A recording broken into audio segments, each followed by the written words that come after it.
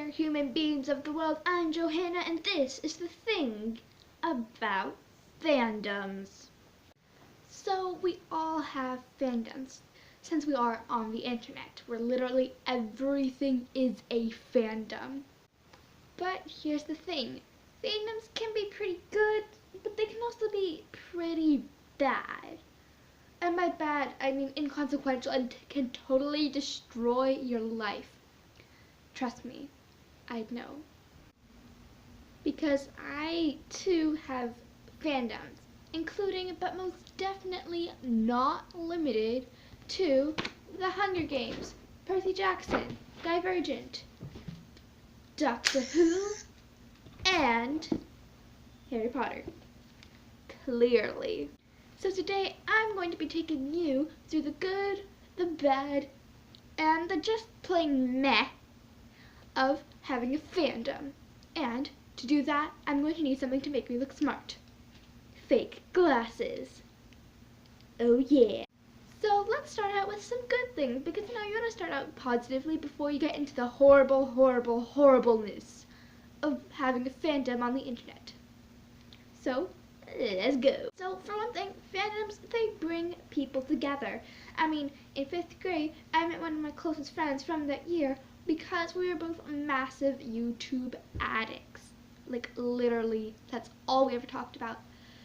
And also some other common interests, such as writing fan fiction, because we are literally losers for life. But honestly, there are so many stories on the internet of people meeting their closest friends just because they have a similar fandom. I mean, isn't that wonderful? I mean, it helps introverts like me find friends. I mean, that's all I ever need when my mom asked me to get some. And heck, I became closer friends with my closest friend because she introduced me to so many new fandoms, including Percy Jackson, Harry Potter, Doctor Who, along with a couple others. But I mean, it's wonderful if you require social interaction. If you don't, then make their mom shut up. And that is the best thing that fandoms do. They also create new interests for people.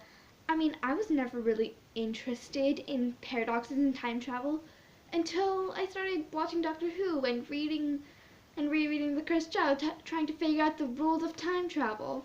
The biggest thing that I personally became interested in after discovering a fandom was Greek, Roman, Egyptian, Norse mythology after discovering Percy Jackson. And the interests are different for everyone. For me personally, it was just becoming a huge nerd of Greek mythology and loving going to art museums. And also constantly hoping that one of my teachers is going to turn into an ancient Greek monster.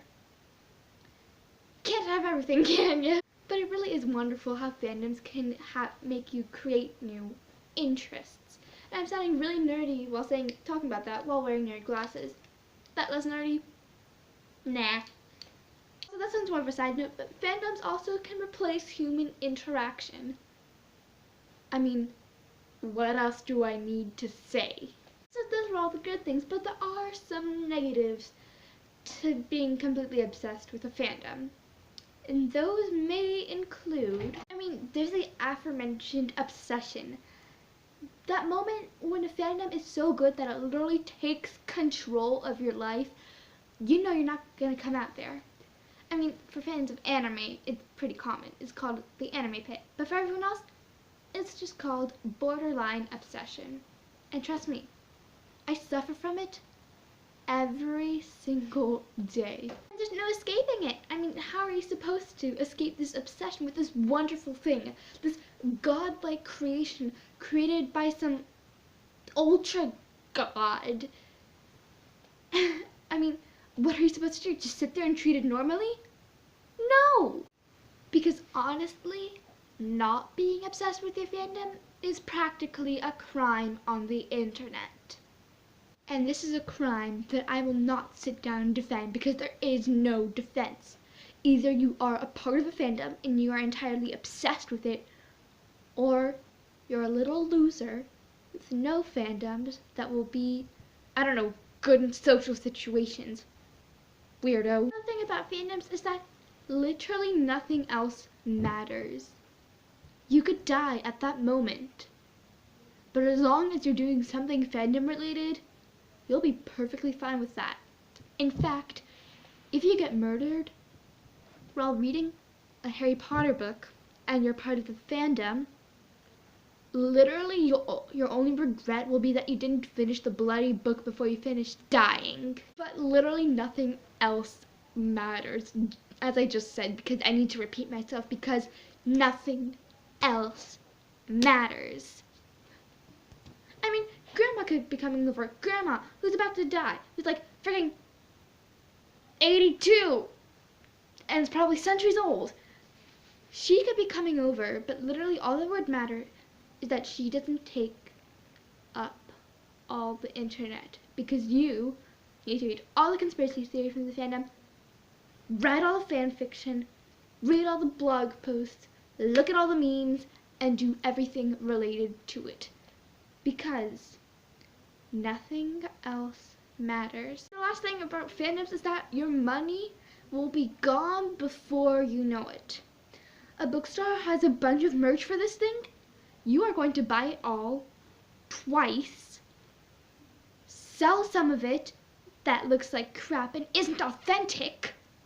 Freaking non-authentic Percy Jackson movies. Freaking stupid. Freaking. Bleh. You will also buy all the clothes, spend all your money on going to events, go to all the theme park rides, do everything, and soon you'll discover, oh my gosh, I'm broke and poor on the streets, but at least I'll have my fandom-related crap. In conclusion, fandoms are going to destroy your life and you're not going to have anything afterwards.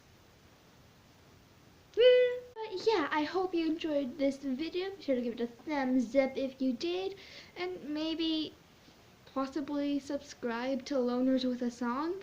It's free and all you'll be getting is 2 annoying girls every now and then. So why not do it? Please. Thanks, and goodbye.